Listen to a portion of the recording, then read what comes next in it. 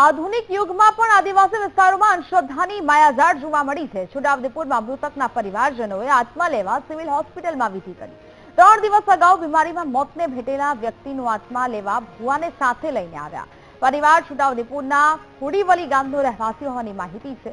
ભુવો તાંત્રિક વિધિ કરીને મૃતકના આત્માને લઈ જતો હોવાની માન્યતા અહીંયા જોવા મળી છે।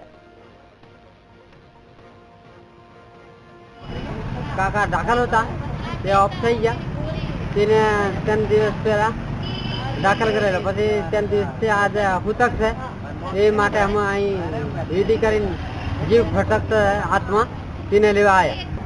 વિધિ કરો એટલે શું કરવા આવ્યા? આ લેવા આવ્યા એને એવું આપ શું લેવા આવ્યા? જીવ લેવા આવ્યા। જીવ લેવા આવ્યા। 4 દિવસ કેટલા દિવસ થયા? 3 દિવસ થયા। થયા હા, તો શું કરવા આવ્યા? લેવા જીવ આવ્યા।